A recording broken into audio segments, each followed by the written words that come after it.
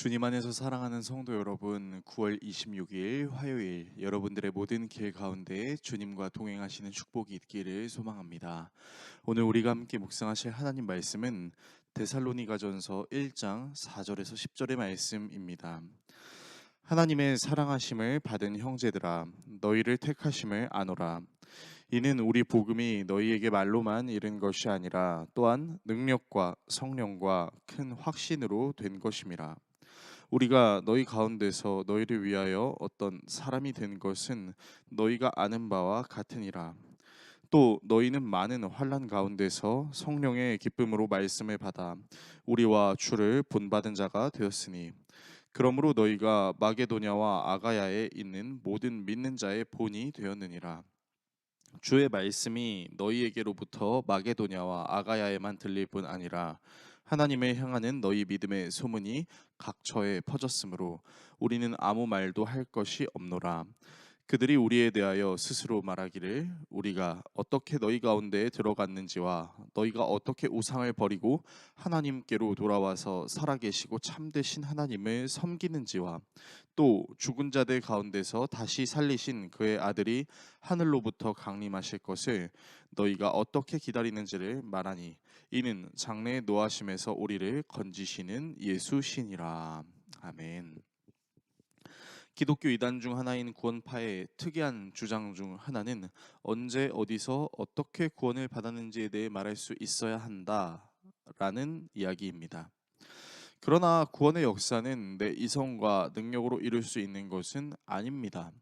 구원은 전적으로 하나님의 영역이며 우리가 가지고 있는 이성과 능력으로 하나님에 대해 탐구할 수 있고 생각할 수는 있지만 그것이 우리의 마음을 전적으로 변화시킬 수는 없습니다. 오직 하나님만이 우리의 마음을 변화시켜 주십니다. 그래서 복음을 전하는 자도 자신의 능력으로 사람을 변화시키는 것이 아니고, 복음을 받는 자도 자신의 능력으로 스스로 변화시키는 것이 아닙니다. 종교개혁자 마틴 루터는 나는 나의 이성이나 능력으로 도저히 예수 그리스도를 나의 주라고 믿고 그를 따를 수 없을 것을 확신한다. 그러나 성령이 복음을 통하여 나를 부르고 그 은사로 비추고 참된 신앙 후에 성화시키고 하나님을 더욱 의지하게 함을 믿는다라고 말했습니다.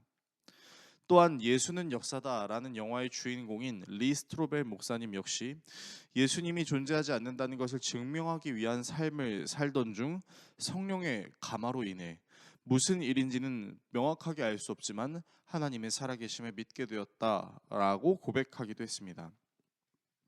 사도 바울 역시 자신이 복음을 전하는 행동에 대해 이렇게 말했습니다. 고린도전서 2장 4절은 이렇게 말하는데요.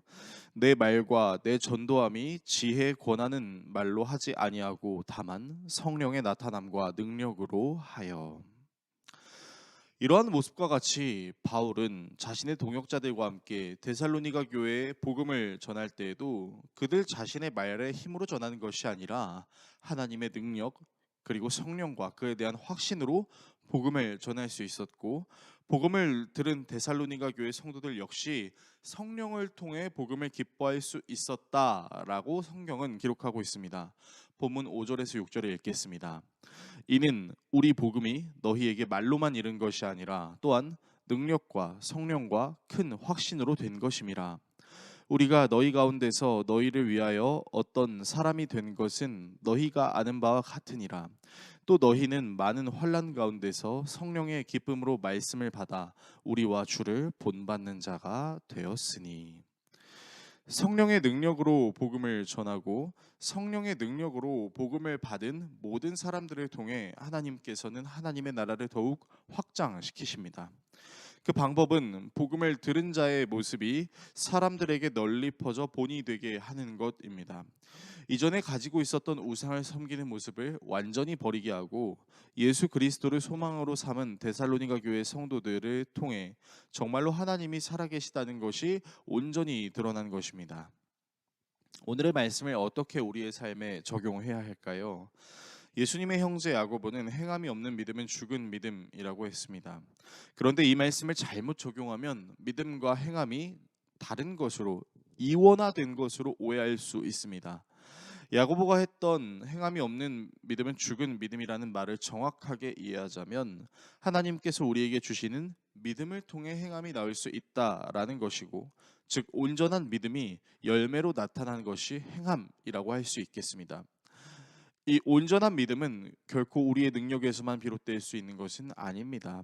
내 안에 그리스도께서 사시는 것을 믿는 믿음으로 나 자신을 하나님께 온전히 맡겨드리는 자에게 성령께서 역사하시고 그 역사가 열매로 나타나는 것이죠. 그래서 우리에게 필요한 것은 하나님께 우리를 내어드리는 것입니다. 내 안에 계신 성령님이 나의 이성과 감정, 행동, 모든 영역을 다스리실 수 있도록 나의 삶의 주인이 하나님이라는 것을 전적으로 인정할 때에 우리는 성령의 능력을 체험할 수 있습니다. 그 성령의 능력으로 누군가에게 복음을 전할 수 있고, 그 성령의 능력으로 복음을 받은 누군가가 변화될 수 있는 것입니다. 저와 여러분이 성령의 능력으로 스스로의 변화와 사람의 변화를 경험함으로 이 세상에 하나님의 나라를 드러내기에 부족함 없는 하나님의 사람으로 살아갈 수 있기를 예수 그리스도의 이름으로 축원합니다. 기도하겠습니다. 우리를 사랑하시는 하나님 아버지, 복음을 전하는 것도 복음을 받는 것도 나의 능력에 달려 있는 것이 아니라 성령의 능력에 있음을 선포하며 나아갑니다. 우리의 삶이 성령의 역사하심으로 복음을 드러내는 자의 삶이 되게 하여 주시고, 우리의 삶이 또한 복음을 받은 자의 삶으로 열매를 나타내는 삶이 될 수 있도록 주님 역사하여 주십시오. 예수 그리스도의 이름으로 기도드립니다. 아멘.